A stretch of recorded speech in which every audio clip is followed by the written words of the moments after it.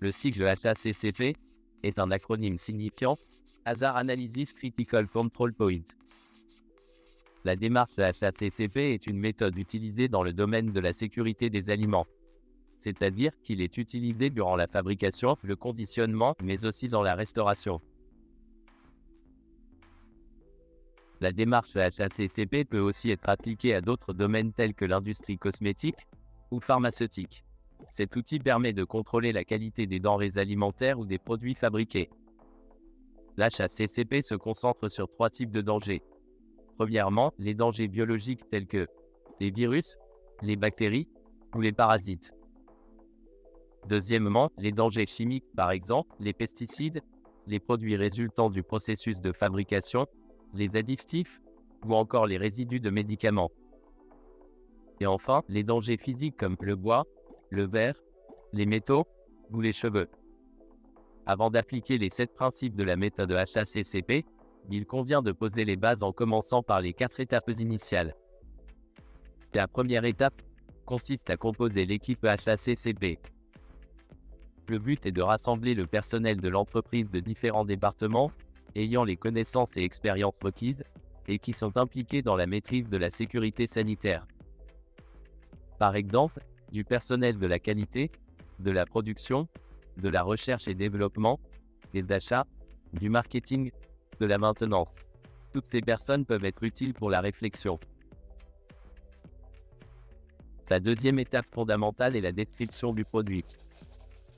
Cela consiste à décrire les composants du produit et ses conditions de stockage. Si nous prenons l'exemple d'un jus de pomme pasteurisé, il faudrait détailler ses composants. C'est-à-dire, nous avons besoin de pommes, auxquelles nous rajoutons de l'eau. Ensuite, nous détaillons aussi ses spécifications. Sans sucre et ayant un apport de 0,3 calories par millilitre. Enfin, nous pouvons aussi rajouter ses méthodes de préservation. Par exemple, un stockage dans un réfrigérateur à une température comprise entre 4 et 8 degrés Celsius. Lors de la description du produit, il faut aussi définir son utilisation, en indiquant par exemple que la boisson peut être bue directement à la bouteille. De même, on peut aussi préciser la catégorie des consommateurs ciblés. Par exemple, la boisson peut ne pas être adaptée à la consommation des nourrissons, ou non recommandée aux patients faisant de l'hypertension. Enfin, nous pouvons rajouter des infos comme la date limite de consommation, la date de durabilité minimale, ou la date de péremption. L'étape suivante consiste à déterminer le procédé de fabrication. L'ensemble du processus de fabrication est découpé en différentes étapes, en commençant par la réception des matières premières, jusqu'au stockage et l'expédition des produits finaux. C'est ce que l'on appelle le diagramme de fabrication. La quatrième étape consiste à vérifier la conformité du diagramme de fabrication. Dans cette phase, il faut confronter le diagramme à la réalité du terrain. Il subsiste souvent des écarts entre la théorie et la pratique du personnel. Cette action peut par exemple permettre la mise en évidence de l'absence de nettoyage du plan de travail entre 2 étapes. Toutes les différences constatées lors de cette phase doivent ensuite être intégrées au diagramme de fabrication pour qu'il soit le plus représentatif possible. Une fois que ces 4 étapes initiales sont mises en place, nous pouvons passer aux 7 principes de la méthode HACCP. Le premier principe de la méthode HACCP est l'analyse des dangers. Le but est d'analyser tous les dangers potentiels associés à chaque étape et d'effectuer une analyse des risques pour définir les moyens permettant de maîtriser les risques identifiés. Pour cela, il faut, dans un premier temps, identifier les dangers associés à tous les stades de la production. Ensuite, estimer la probabilité d'occurrence de ces dangers. Et enfin, identifier les mesures préventives à mettre en place pour garantir la maîtrise des dangers et la sécurité des aliments. La deuxième étape de la méthode HACCP est l'identification des points critiques, également appelés CCP. Qu'est-ce que les CCP? Un point de contrôle critique est défini comme une étape à laquelle un contrôle peut être appliqué.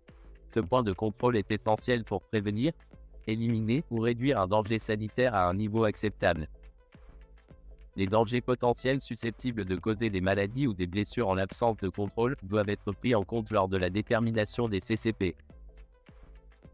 La détermination d'un CCP dans le système HACCP peut être facilitée par l'application d'un arbre de décision. L'arbre de décision consiste en une série systématique de 5 questions conçues pour estimer objectivement si un CCP est nécessaire pour maîtriser le danger identifié à une étape donnée. La première question que l'on doit se poser est la suivante. Existe-t-il un danger à cette étape? S'il n'y a pas de danger, c'est que ce n'est pas un CCP. S'il y a un danger identifié, nous pouvons passer à la question suivante. Pour les dangers identifiés, existe-t-il des mesures préventives? S'il n'existe pas de mesures préventives, nous devons nous demander si des mesures préventives sont nécessaires pour la sécurité du produit. Si un danger sanitaire a été identifié et qu'aucune mesure de maîtrise n'existe, le produit ou le traitement doit être modifié à cette étape ou à une autre, de manière à introduire une mesure de maîtrise.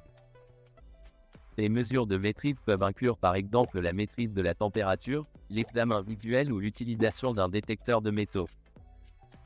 En revanche, si le danger n'influe pas sur la sécurité du produit, c'est que ce n'est pas un CCP. Si pour les dangers